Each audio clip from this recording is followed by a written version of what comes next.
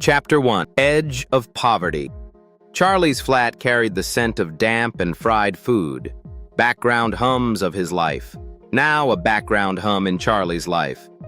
The wallpaper curled at the corners, barely clinging on. Charlie sat cross-legged on the threadbare carpet, his back against the lowest shelf of books. It was an absurdly mismatched collection. Old cookbooks with frayed spines, thrillers his mom had bought in bins outside charity shops, and his prized possessions wedged between them. Translations of ancient texts he'd often rescued from clearance sales. Tonight, it was Ode to Solitude by Horace. He mouthed the rhythm of the Latin under his breath, savoring the words, letting them run like a secret current over the cracks life insisted on dealing him. His sister's voice broke through from the kitchen. "Mom, the gas meter's beeping again. We can't even cook dinner if this keeps up." Charlie slammed the book shut, his pulse hammering with frustration.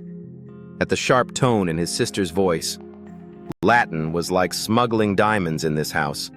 The same hands that toyed with Latin often itched to snatch at secrets, real or imagined, hidden in plain sight, including spaces Charlie had yet to explore, like the rooftop. The edges of the paperback flapped loose in his grip, and he tucked the volume under the cavity behind the couch cushions, the already frayed upholstery splitting further under his hand. Mum stormed back into the living room, hands pressed to the sides of her temples. Mrs. O'Grady, unseen through the worn curtains across the hall, watched silently, her skeptical gaze masking a quiet ache for connection she'd long denied herself. The red lipstick she wore was half faded, and her hair fell down sticky with frizz from heat and annoyance. "We haven't got the money for another top-up, Carrie," she snapped, her voice brittle as ever. "Can you stop asking?" Carrie leaned her shoulder against the wood-paneled wall, holding the gas card tightly like it was some kind of talisman. "It'll run out. It always runs out by 7. What then? You want us all to freeze?" Her voice sharpened, matching Mum's edge perfectly. The two spent entire nights sparring, some weeks. But Charlie already saw where this would lead.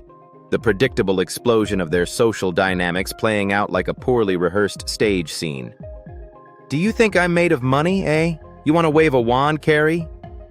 I just don't see why you spend anything on lottery tickets then if we can barely keep lights on." Charlie winced, even before Mum's retort grew shrill. Carrie knew her cheap shots hit home better when they veered toward lottery scratch cards or the occasional stack of cans stashed behind the sink. Mum's feet planted firm, her jaw tightening before she bit back.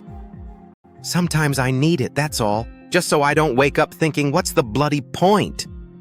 The louder they got, the more they lashed against the room like wild animals too big for their enclosure. He shifted, folding his knees toward his chest, head dropped low. The carpet fuzz prickled annoyingly against his skin. Voices jumbled, overlapping too fast to track until sentences melted into static. Charlie closed his eyes, breathing deeply, a technique he'd learned not from books, but from necessity. Hands pressed over his ears, desperation like physical gravity pulling low against his chest. Carrie stormed out eventually, her trainers landing heavy in her rush down the hall. Mum vanished back into the kitchen, but Charlie didn't hear her cry this time, which probably meant crying could wait for whatever soft darkness night afforded later.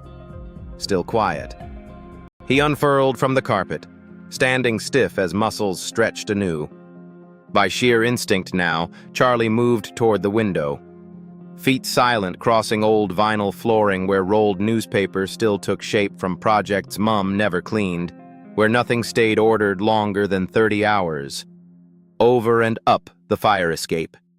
The ledge watched calmly below like its ancient steel bones had never forgotten serving young bodies during air raids years lost. Heights always aided clarity somehow. East London would stretch under its eternal smudged skyline, streams glowing off streetlights far corners, the orange halo chaotic as breathtaking sharp-fogged autumn spaces. Charlie swung over reach, perched tight elbows steady, holding cold bar pressed gently, lashes, eyes scanning rooftops longer across same estate blocks cramped. matching one angle or repetition arrangement. And over crews, land music. Faint, unearthed, something world rhythm twisted, beautiful, wild, without formal. Block square, repeated visually cubic design fitted neighbors' graffiti. Unmoved, mostly concrete, itself unchanged forever, permanent texture without knowing names. Back this gave, seeing unstructured map, organize electric clear domain possibility. Vague echo. Solitude lines weren't alone, always, centuries, versus untutored, distant read, opened, surrounded frame noting weird composition until nothing. They came linked opportunity shine. Why their clouds opening, knowing luck. Left, murmured surge, vibrating, growing personal, said trust couldn't lacked, why shifting hardness felt better, those stronger touched, inner back danced, even fixing deep wind. Private hadn't reimagined schemes spun forever.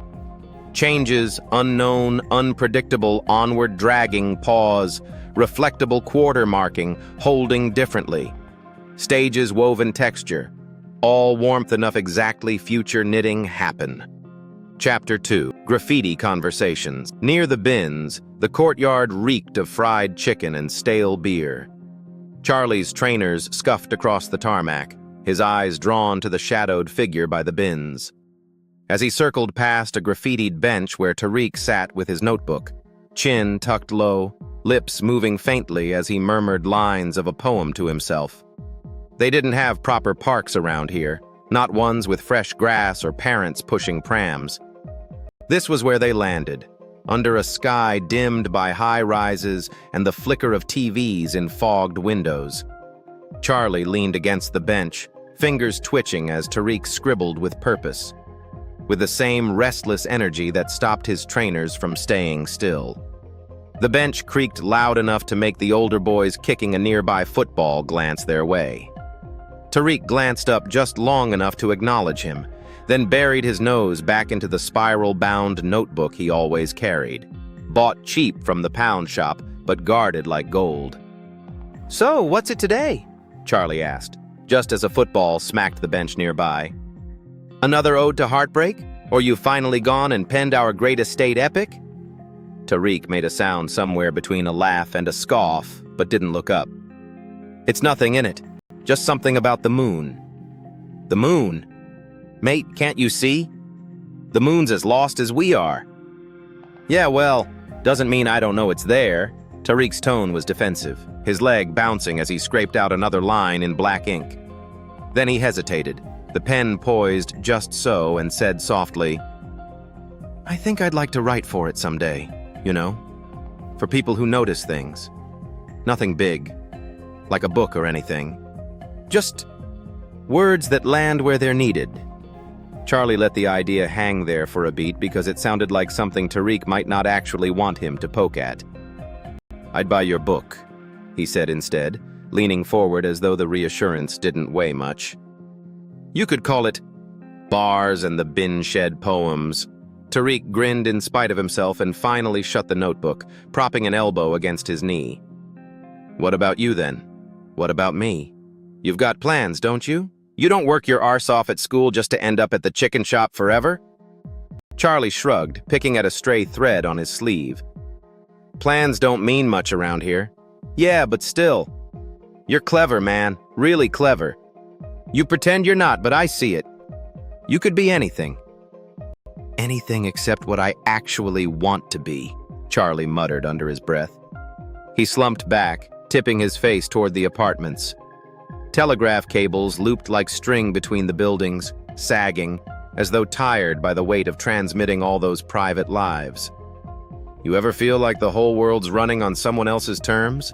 he asked, half thinking aloud now.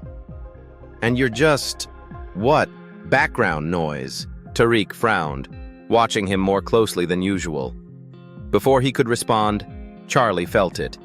A prickle of awareness that had nothing to do with his friend's piercing stare. Across the courtyard, just past the bins closest to the block's back entrance, a figure moved too slowly and deliberately to blend in. Charlie turned his head, and the outline of a man resolved through the gloom. A thick overcoat, tatty at the edges, hands shoved deep in the pockets, brimmed hat pulled low enough to shade his face. He might have been anyone trudging home after a late shift or waiting for some dodgy business at the bins, but something about him threw the air off kilter. Maybe it was the way he hovered too long over nothing in particular, or how, when he shifted, his head tilted just enough for Charley to catch the faintest glint of glasses. The angle was awkward and off-putting, like he wasn't so much walking as hanging by invisible strings. "You all right?" Tariq asked. When Charley didn't respond, Tariq followed his line of sight. "Who's that?" "No clue," Charley murmured. He squinted, standing slightly as though the elevation might improve his perspective. The man seemed to notice now. His head turned fully, locking onto the bench with a stillness so unnatural that Charley felt the hairs lift along his arms. Then, as though deciding something, the man straightened, reached for the side of the bin, and slipped away in the direction he came. Vanished between two crumbling blocks. "Shifty," Tariq muttered. "You reckon he's a dealer?" "Don't think so." Charley didn't elaborate. He stared at the bins, specifically the one where the man had paused, and all at once the shoes on his feet felt like they knew where to go. "Be back in a sec," he said. "What? What do you need from a bin?" Charley waved over his shoulder as he jogged toward it, legs buzzing. There was definitely something there, caught in that space between eerie and intriguing. It wasn't a compulsive thing exactly, more like a door left cracked open just enough for him to know there might be something on the other side worth seeing. The smell hit him first, sharp, acrid, and ripe from the contents spilling out. He hesitated, then spotted a tattered, crumpled piece of parchment stuck beneath the bin's wheel. The paper had a strange sheen to it, like it had been worn thin by clutching hands, edges curling and smudged. A leftover flyer, maybe? But the handwriting struck him before the thought could settle. Pencil strokes, faint but deliberate, looped in a script that didn't belong to anyone he'd ever met. It was elegant in its unevenness, full of flourishes like the writer had been inclined to show off even in haste. And though he couldn't make out all the words, just an errant shadows and what might have been debt paid, the name at the bottom gripped him hardest. Charles Dickens. His breath hitched. The name didn't just sit there. It seemed alive. The ink felt real under his thumb, the paper humming faintly with an urgency he couldn't explain. He turned on his heel, mouth running dry.